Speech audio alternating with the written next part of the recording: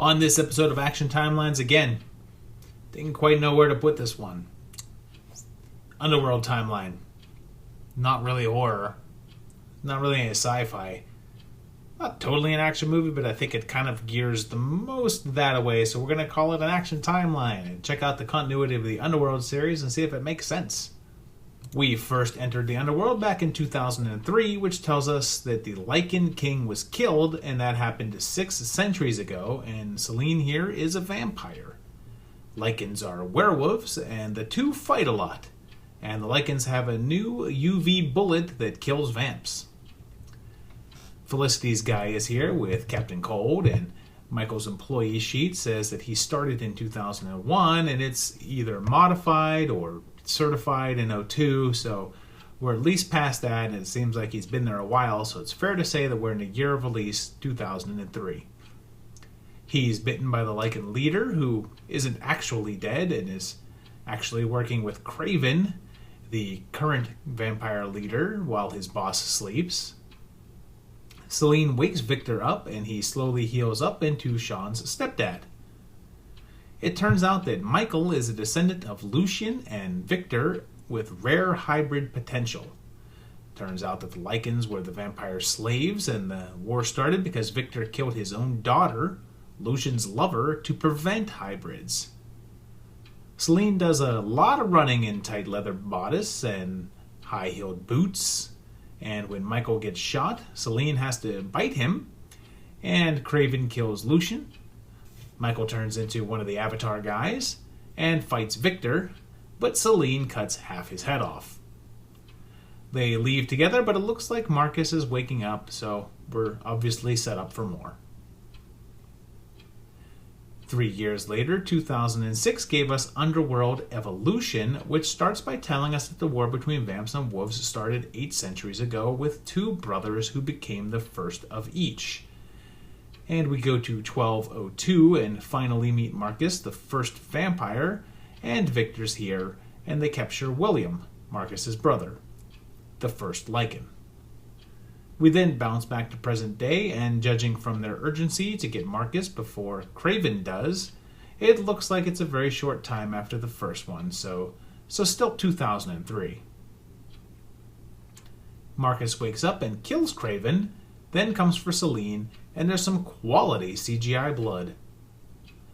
Marcus has the extra ability to inherit the memories of people by drinking their blood, and they meet up with Alexander, who is the first immortal, and the father of Marcus and William.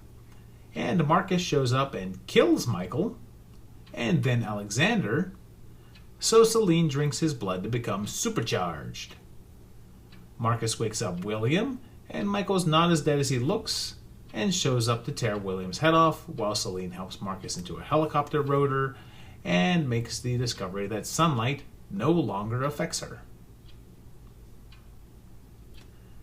Another 3 years passed, and in 2009 we get Underworld, Rise of the Lycans, which was a huge departure for the series, as Kate Beckinsale and Scott Speedman both took a pass, and instead we get a prequel, which the opening narration tells us is 20 years after the war began, so we're looking at early 1200s.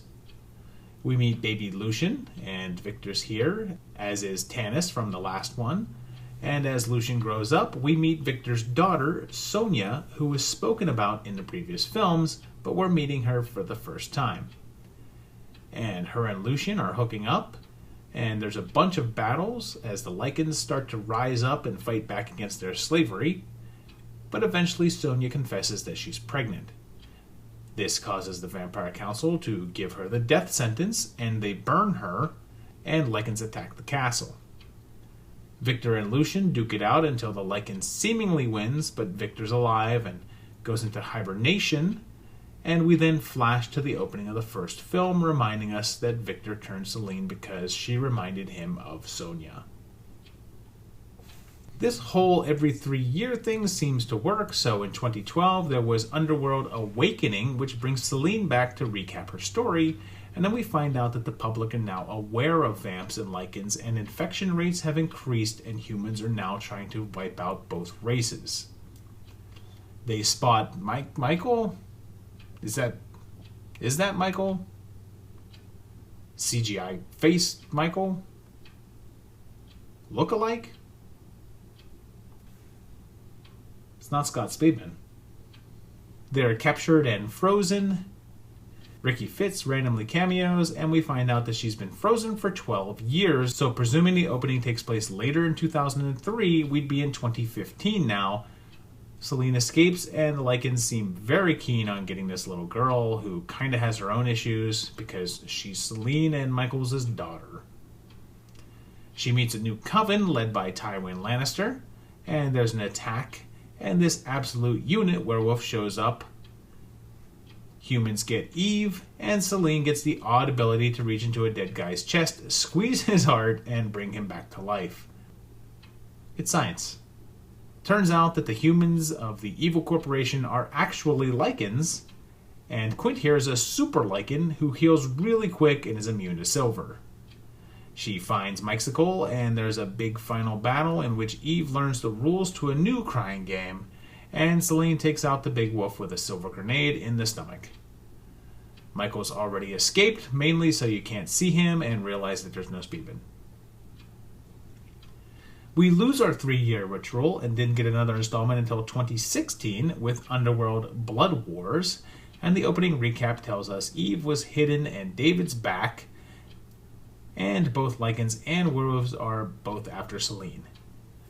Thomas is here again, and new Lycan leader Marius, so Selene gets brought in to help her old coven. There's treachery afoot though, with Samira here and her buddy Verge, and they kill Charles Dance. So Selene and David go on the run and discover that David is actually the heir to the Eastern Coven, and Marius seemingly kills Selene. There's plenty of treachery and backstabbing, and then all-out war with the return of the not-so-dead Selene, now kinda blonde and upgraded. David kills Samira, and Selene discovers Marius has killed Michael and has been drinking his blood, so she rips his spine out. Selene is then made an elder and reunites with Eve, though there's not much time frame here, but I guess if you factor in for the time for her to hide away her daughter and everything, I'd say this is a year or so or after the last one and takes place in real time 2016. So there you have it, 5 movies that actually tie together pretty well. They had the continuity pretty smoothly. I'm not going to do the recap page because this is pretty simple, but if you do want to watch these in proper order, watch 3 first, and then 1, 2, 4, and 5. Pretty easy. The third one was actually one of my favorites. It's actually one of the most interesting ones. These movies, they're okay. Thing I can say about the Underworld movies is they're really not that bad, but they're really not that good either. They're just all right. I mean, I enjoyed them. Nothing terrible. If you haven't seen them before, and you don't have a real hankering to see them, there's nothing to rush. There's nothing to rush for. I mean, they're okay. Is there any other ways I can say that these are just okay? I don't think so. So that's about it for this week's video. Hope you enjoyed it. Let me know what you thought of it down in the comments below. Do all the normal stuff, like and subscribe. Check out the Patreon page. It's right over here. There's all these patrons who are really, really awesome people. So thank you. All you guys, thank you. And then thank you guys for watching these videos. And in the meantime, I'll see you in another couple weeks for another one. Thanks a lot. Bye-bye.